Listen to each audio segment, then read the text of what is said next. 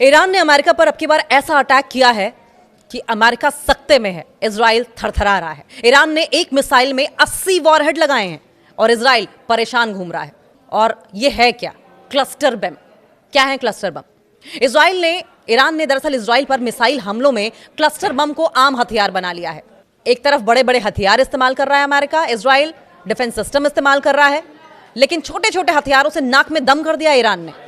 Cluster bumps का इस्तेमाल किया जा रहा है और क्लस्टर बम का इस्तेमाल बहुत ही आम कर दिया है, आम हथियार बना लिया गया। जून 2025 में सिर्फ कुछ मिसाइलों में था, लेकिन मार्च 2026 में 300 बैलिस्टिक मिसाइलों में आधी क्लस्टर वॉरहेड से भरी होती हैं।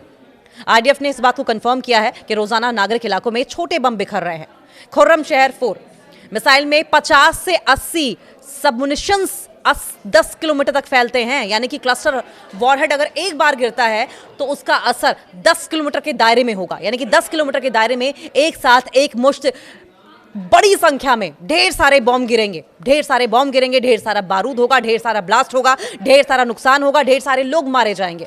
और यही स्ट्रेटेजी है ईरान की कि एक बार में बड़ा नुकसान किया जाए। ईरान ने इजराइल पर मिसाइल हमलों में क्लस्टर बम यानी कि क्लस्टर म्यूनिशंस का इस्तेमाल अब एक आम हथियार बना लिया है। जून 2025 के 12 दिनों में युद्ध में यह सिर्फ कुछ मिसाइलों में था, लेकिन मार्च 2026 के मौजूदा संघर्ष में ईरान ने अब तक करीब 300 बैलिस्टिक मिसाइलें दागी हैं, जिनमें लगभग आधी यानी कि 50% में क्लस्टर वॉरहेड था। इसे कहते हैं एक तीर से कई निशाने लगाना। और ये एक बड़ा बदलाव है। इजराइल की सेना आईडीएफ ने पुष्टि की है कि ईरान अब क्लस्टर बम वाले वॉरहेड को लगभग रोजाना इस्तेमाल कर रहा है, रोजाना तबाही मचा रहा है, रोजाना अमेरिका के जो मिलिट्री पर्सनल्स हैं वो मारे जा रहे हैं, आईडीएफ के पर्सनल्स मारे जा रहे हैं, लोग मारे जा रहे हैं, जिससे नागरिक इलाकों में छोटे छोटे बम बिखर रहे हैं और छोटे छोटे बम बड़ी तबाही मचा रहे हैं। मार्च 2026 में इन हमलों में कम से कम 3 लोगों की मौत हुई और कई लोग घायल हुए। खुर्रम शहर 4 जैसी मिसाइलों में 50 से 80 यानी कि 50 से 80 छोटे सबमिशंस पैक किए जा रहे हैं जो 10 किलोमीटर के दायरे में फैल जाते हैं। क्लस्टर बम क्या है, ये कैसे काम करते हैं, ईरान ने इन्हें कब और कैसे इस्तेमाल किया, और अब 2026 में नई सिचुएशन क्या है और नई सिचुएशन में क्लस्टर बम किस तरीके से कामगर साबित हो रहे हैं। क्या है क्लस्टर बम? ये एक ऐसा बम है, या ये कह लीजिए क्लस्टर बम एक ऐसा हथियार है, एक ऐसा वेपन है जो हवा में फूटकर दर्जनों या सैकड़ों छोटे छोटे बम यानी कि सबमिशंस को बिखेर देता है। ये छोटे बम एक बड़े क्षेत्र में फैल जाते हैं, घनी आबादी वाले इलाकों या सैन्य ठिकानों पर भारी नुकसान पहुंचाते हैं। इन्हें वाइड एरिया डिस्पर्सल वेपन्स भी कहा जाता है, जो कि अचूक हथियार जैसा है, क्योंकि ये एक साथ कई टारगेट्स को निशाना बनाते हैं, जिसको हम कह रहे थे कि एक तीर से कई निशाने। ईरान की मिसाइलों में इस्तेमाल किया गया है इन्हें। सबमिशंस का वजन लगभग 2.5 किलोग्राम्स होता है या फिर उससे ज्यादा भी हो सकता है। हर एक बॉम्ब में छोटे रॉकेट्स होते हैं, जैसे विस्फोटक शक्ति होती है। हर बॉम्ब ऐसे विस्फोट करता है, इतनी इंटेंसिटी के साथ इतना बड़ा ब्लास्ट करता है जैसे कोई रॉकेट छोड़ दिया गया हो। और ऐसे में अगर हजारों बम फटे तो आप अंदाजा लगाए तबाही कितनी बड़ी होगी। ये बम हल्के होते हैं, सबसे बड़ी बात यह है, लेकिन उनकी संख्या और फैलाव उन्हें बेहद खतरनाक बना देते हैं। क्लस्टर बम कई प्रकार के हो सकते हैं, जैसे कि विस्फोटक, आग लगाने वाले या फिर एंटी टैंक, यानी कि मल्टीपर्पज बम है ये। और इसका तोड़ बड़े बड़े हथियारों से भी क्या निकालेगा अमेरिका या इजराइल। लेकिन ईरान वाली मिसाइलों में ज्यादातर विस्फोटक प्रकार के सबमरीशंस हैं जो नागरिक क्षेत्रों में ज्यादा नुकसान पहुंचाने के लिए डिजाइन किए गए हैं। यानी कि अगर स्ट्रेटेजी इजराइल के पास है तो ईरान 10 कदम आगे चल रहा है। 120 से ज्यादा देशों ने इन हथियारों पर बैन लगा रखा है, लेकिन ईरान और इजराइल दोनों ने इस संधि पर हस्ताक्षर नहीं किए हैं।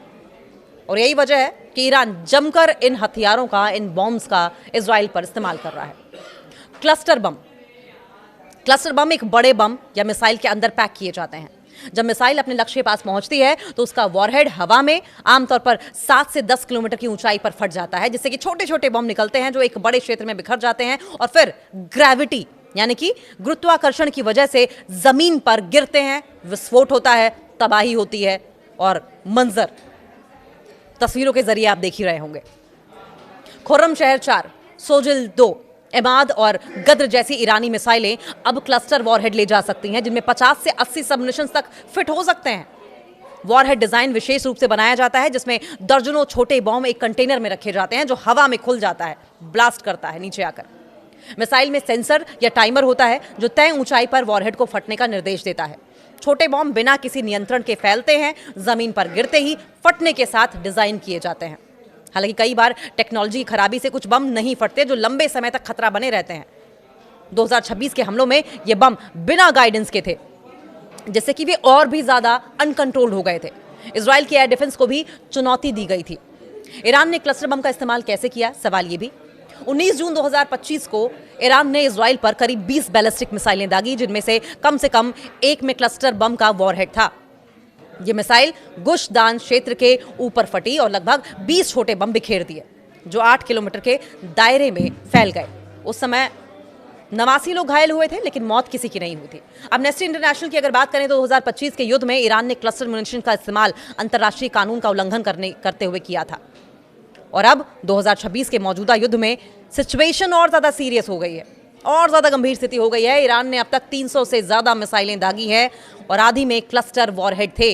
मार्च 2026 के बात की जाए तो हाल के हमलों में एक व्यक्ति की मौत हो गई, 2 गंभीर रूप से घायल हुए और पहले एक हमले में 12 लोग घायल हुए थे।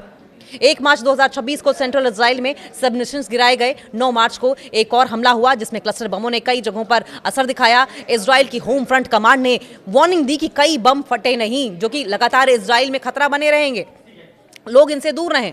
खुर्रम शहर 4 मिसाइल को इन हमलों में खास तौर पर इस्तेमाल किया जा रहा है। क्लस्टर बम क्यों इतने खतरनाक होते हैं? क्लस्टर बम अपनी अंधाधुंध प्रकृति और लंबे समय तक खतरे के कारण बहुत ज्यादा विवादास्पद है। और अब 2026 में इनका इस्तेमाल इतना बढ़ गया है कि एक मिसाइल से बिखरे छोटे बम 10 किलोमीटर के दायरे में फैल सकते हैं, जिससे कि नागरिक और सैन्य लक्ष्य दोनों प्रभावित होते हैं। गुशदान और सेंट्रल इजराइल जैसे घनी आबादी वाले क्षेत्रों में ये बहुत घातक साबित हो रहे हैं। हालांकि कई देशों ने हस्ताक्षर किए हैं कि इन बमों का इस्तेमाल नहीं किया जाएगा, लेकिन कहते हैं कि प्यार और जंग में सब कुछ जायज है, और यही इजराइल और ईरान करते दिखाई भी दे रहे हैं इन बमों के साथ। क्लस्टर बम सटीक निशाना नहीं लगाते और इसलिए बिना किसी भेदभाव के घरों को, अस्पतालों को, सड़कों को नुकसान पहुंचाते हैं। और सबसे बड़ा खतरा न फटने वाले बम यानी कि डड्स हैं। न फटने वाले बमों को डड्स कहा जाता है। कई सबमरीन्स जमीन पर गिरने के बाद भी नहीं फटते और सालों तक खतरा बने रहते हैं, और इन हथियारों से अब मौतें भी हो रही हैं, जो 2025 से ज्यादा गंभीर खतरा है। अंतर्राष्ट्रीय संगठन इनके इस्तेमाल की निंदा कर रहे हैं, क्योंकि ये लंबे समय तक निर्दोष लोगों को खतरे में डालते हैं। ये पूरी सिचुएशन ये दिखाती है कि अगर मॉडर्न वॉर में क्लस्टर बम जैसे हथियार अनकंट्रोल्ड रहें, कितने अनियंत्रित हैं और ह्यूमन क्राइसिस, मानवीय संकट पैदा करने वाले हो गए हैं।